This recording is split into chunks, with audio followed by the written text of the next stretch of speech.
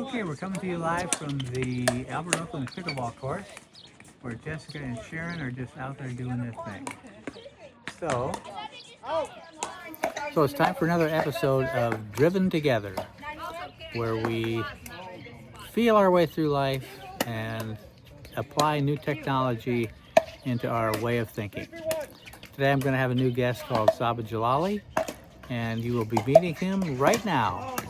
So this is Saba Jalali, my good friend, and we're going to go for a little spin. And Saba, have you ever been in a full self-driving vehicle? I have been in a full self-driving vehicle. You have? Okay. Yes, just not in yours. Not this one, okay. Not this one. Mm-hmm. Well, this one begins, let's see, what's a good location? Let's just pick some place. Let's say,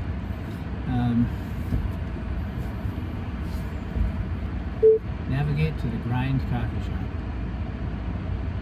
It's not too far away. Press that. Full start self-driving, and here we go. Just going to back us out. Head for the exit. I think the parking and the backing up process is pretty amazing. They didn't have that when I first got the car, but they keep downloading newer versions of the software, and then one day they just started doing that. So.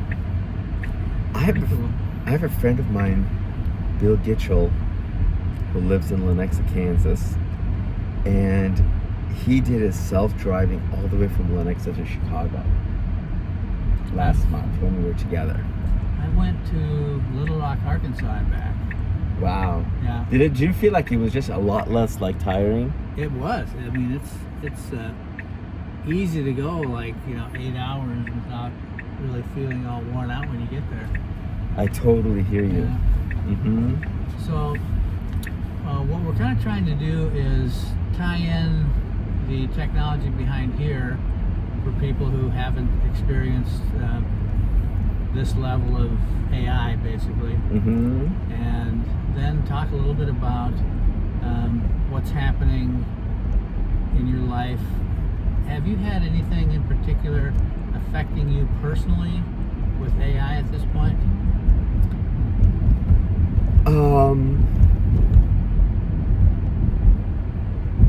I mean, Or maybe my perception is, it just took me a minute to think that through, because I think there are so many times that certain artificial intelligence tools are being used without even us knowing that it's being used.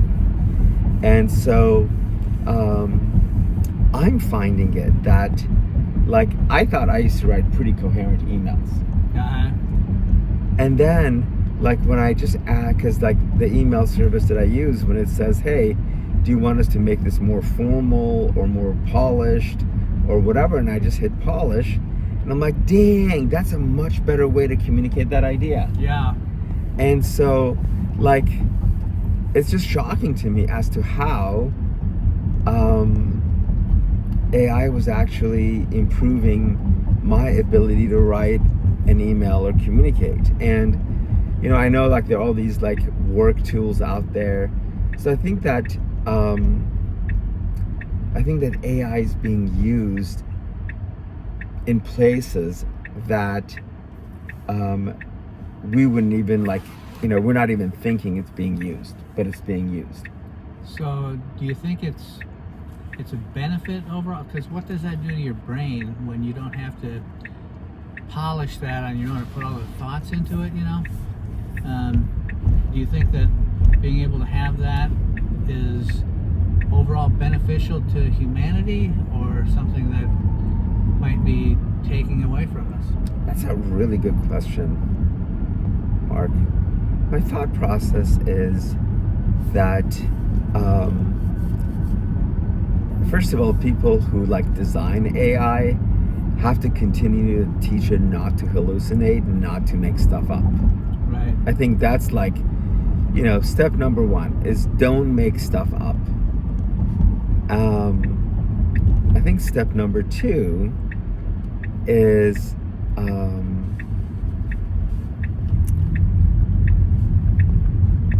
I had a really good step number 2, and I just forgot about it. You're gonna have to edit that one out.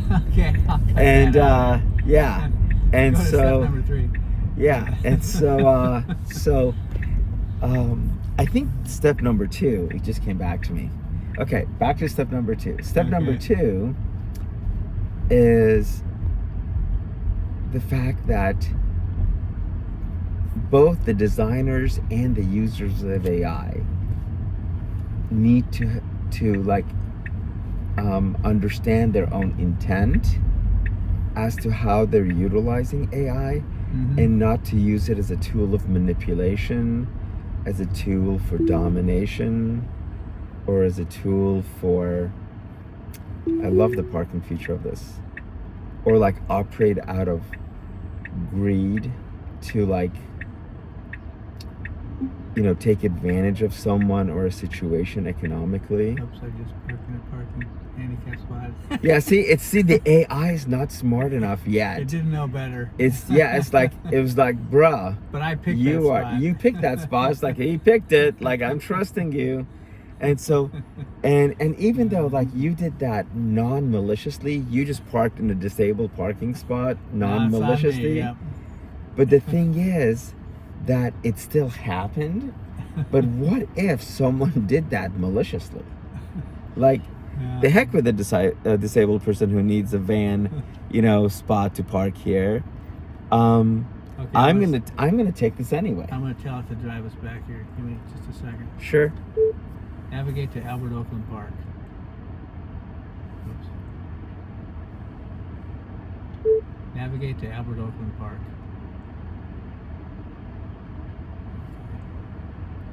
Our little trip is halfway done. I like it.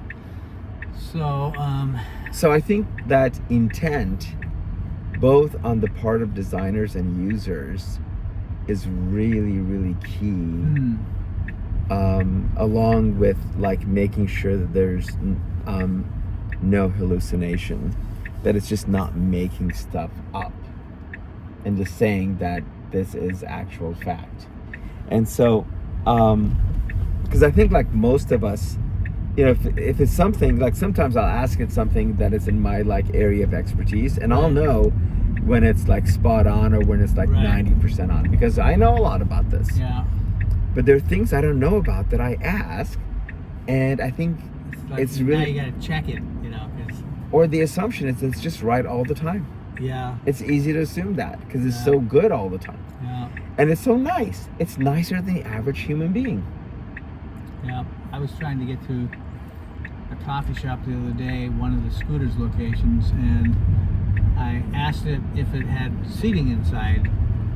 And it told me, no, there's probably no seating, you know, and he showed like a picture of a scooter that was only a drive-through. And I kind of thought they had it, and I kept prodding and poking, and then I went on Google and found it. And, I mean, it was giving me the wrong answer, you know. Yep. I think it's, it looks at, I mean, like, I don't know, it's something like some AI instruments like make 60 million decisions per second. I mean, that's a lot of data to analyze per second. And so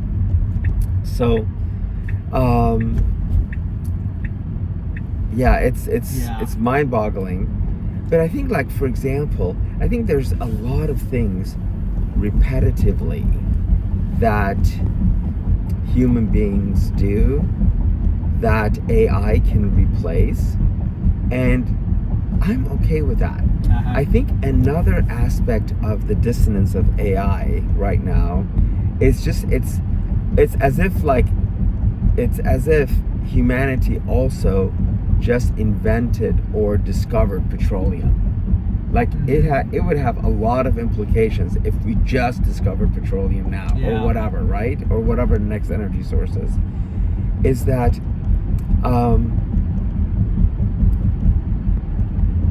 the individuals that are the innovators, they look at themselves and say, we have the right to maximize our income and our economic production from what we just invented. Because it took me a long time and I worked really hard. And I completely agree with that. I think it's fair. You did all the hard work. and you should have total benefit.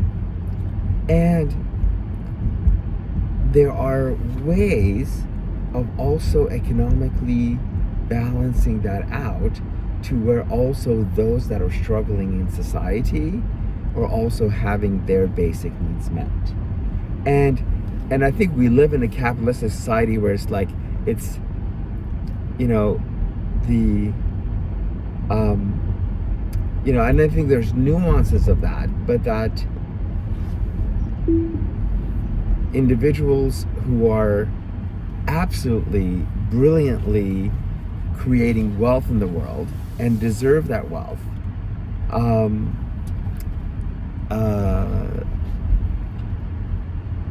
like would also operate out of generosity and promote systems that develop empowerment and help people to then become economically self-sufficient. So it's not like doing handouts, but also like working towards a process of empowerment of human beings on the planet. That's kind of one of the main things that I am hoping to kind of discover with people is what are some ideas that we can use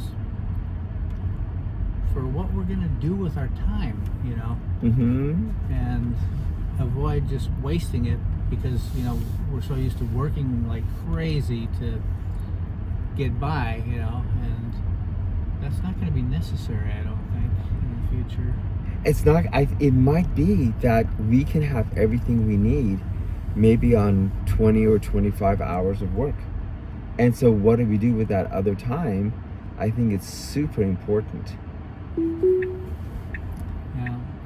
And I think like finding ways of making life better for another human being. What does that look like?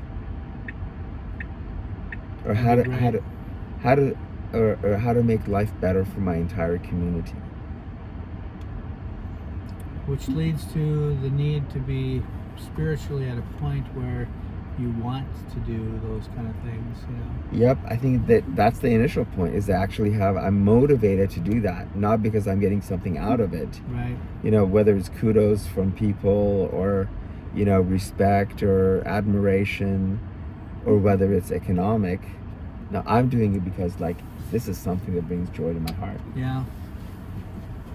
Thanks for the ride, Mark. Well, hey, it was really good having you today as my guest, and I hope that you enjoyed yourself and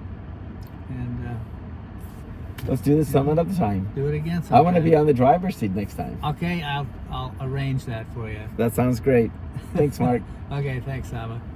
Hit that button. Well, that was a nice interview with Saba, and so for now, it's goodbye from Driven Together.